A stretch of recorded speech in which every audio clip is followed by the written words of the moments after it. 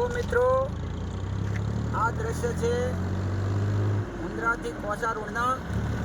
આપ જોઈ રહ્યા છો કે થોડા સમય પહેલાં એટલે કે બે 3 વર્ષ પહેલાં જ આ રોડ બનાવેલો છે, જેનો અંદાજિત ખર્ચ લગભગ 33 કરોડ રૂપિયા થયેલો છે.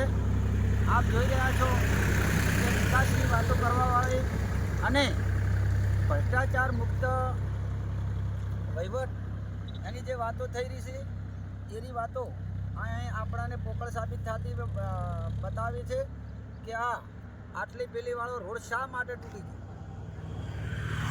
ગયો. હમણાં જે કાર્યક્રમમાં જાહેરમાં ભારતીય જનતા પાર્ટીના એક આગેવાને એવું કહેલું કે હાલ સરકારના કર્મચારીઓ કૌભાંડ કરતા હોય છે, તો શું આ સરકારના કર્મચારીના કૌભાંડ સિવાય આવો રોડ તૂટી ગયો?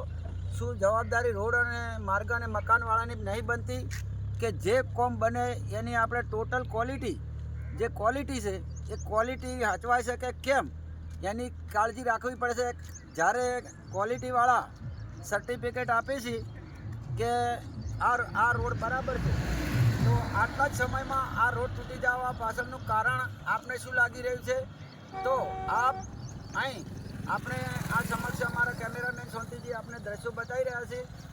અમે હાલ મુન્દ્રાથી પાટણ જવા નીકળ્યા છે, તો અમે વળીને તે 3 રસ્તા પડે છે, ત્યાંથી આગળ અમે વળી જ્યાં કોહા અમે જતા નથી, પરંતુ આજની તારીખમાં આપને જે અમારો ગ્રાઉન્ડ ઝીરો રિપોર્ટ જે ખરેખર પરિસ્થિતિ શું છે એ આપને બતાવવાની અમે કોશિશ કરીશું.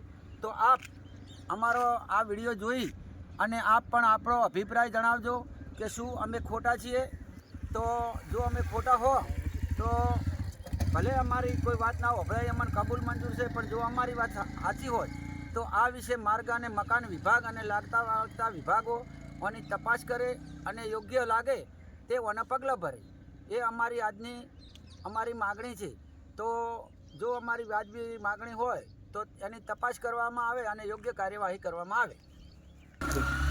વિનંતી કરું અમારા કેમેરામેન શાંતિજીને કે આપ જે રોડ તૂટેલો છે એના દ્રશ્યો આપને બતાવે છે, તો આપ પણ અમારી સાથે જોડાયેલા રહેજો. તો આપણે આ રોડની જે હાલત શું છે અને શા કારણે આ રોડની હાલત આવી થઈ એની પણ તપાસ થવી જોઈએ. તો શું લાગતા અધિકારીઓને સારી ખબર છે કે એમના જાણ બહાર છે? ખરેખર જો આની તપાસ કરવામાં આવશે તો લોકોને જે હાલે ડિસ્કો રોડ 32 કરોડમાં જે ડિસ્કો રોડ મળેલો છે ને એની અમને સારી સુવિધા મળે એવી અપેક્ષા છે અમારી. આપ જોઈ રહ્યા છો દ્રશ્યો કે એક સાથે કેટલા ટર્બા આ બાજુ અમારા મુન્દ્રા ગામ બાજુ ભરાવા જઈ રહ્યા છે. દૈનિક આ રોડ ઉપર ઓવરલોડ એટલે કે 40-50 ટન રોડ ભરી વજન ભરી અને આ ટર્બા નાખવા આપે છે. અને આ રોડ તૂટવાનું કારણ ફક્ત ને ફક્ત એક જ હોય તો લોડ ભરેલા ટર્બા છે. આપ જોઈ રહ્યા છો કે રોડની બીજી સાઈડ આ બાજુ તૂટી ગઈ છે, તો આ બાજુ શા માટે હાજી છે?